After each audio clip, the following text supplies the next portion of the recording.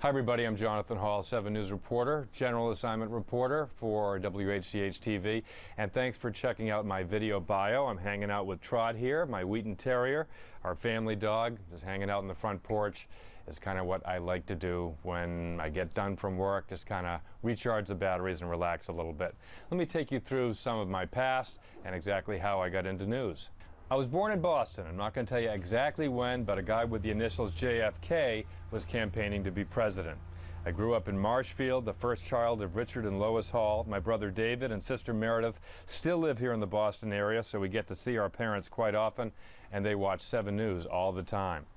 I'm married to Karen Marinella, a well-known former news anchor in Boston. A lot of you ask about her. She's doing well. We have a big, crazy Brady Bunch type family, though they're older now and the kids keep moving out on us. Those of you who are parents know sometimes that's a good thing, sometimes it's a bad thing. Depends on the day. After high school in Marshfield and a year at prep school in East Hampton, Bates College in Maine was my calling. My first on-air job was in Portland. I got to do a story on the aircraft carrier John F. Kennedy in 1989. We landed on the ship at sea, an arrested landing it's called. Pretty cool. After a stint in St. Louis, I started my career at 7 News 20 years ago.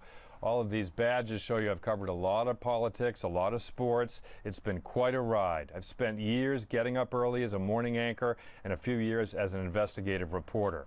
I cover bad weather, of course, and major crimes and the scandal du jour, but 2 trials really stand up as I look back over my career. The first was the trial of Louise Woodward in 1997. She was a British nanny charged with shaking a baby in her care to death. The case made huge headlines, especially when the judge decided to free Louise, deciding at the time she served in jail was time enough. I also covered the arrest of FBI most wanted fugitive James Whitey Bulger in 2011. I flew out to California for that and then covered his long, recent trial from opening statements all the way through to the guilty verdicts. So how did I get involved in news? Well, good question. When I was in college, my senior year, I decided to do an internship at WEEI News Radio in Boston. It was a CBS owned and operated station at the time. It was a great experience for me, and I had all of the news anchors during my internship fill out references, and that ended up helping me get my first job. From there, I went on the air, and the rest is history. People ask, what should I major in if I want to be a broadcast journalist? Should I go to a broadcast journalism school? Should I get a degree in journalism? Well, I'll give you the advice that I got when I was in high school, and that was get the best education you can. If you can get into Harvard, great. Go to the best school you can and get a good liberal arts education. Learn to write, learn about history, learn about what's going on in the world, political science, and that will lead to a better career for you. So I've been at Channel 7 20 years now, even get to ride the helicopter sometimes. People ask me, how has the business changed during your time there? Well, there is one big difference: computers.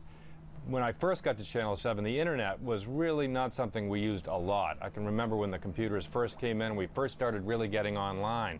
I even asked the managing editor whether I should stay on a page if it freezes up. That's how little we knew. Today, social networking is huge. During the Whitey Bulger trial, I was tweeting constantly. It's a new way to communicate with the viewer. And thanks for checking out the 7 News website. Thanks for checking out my bio.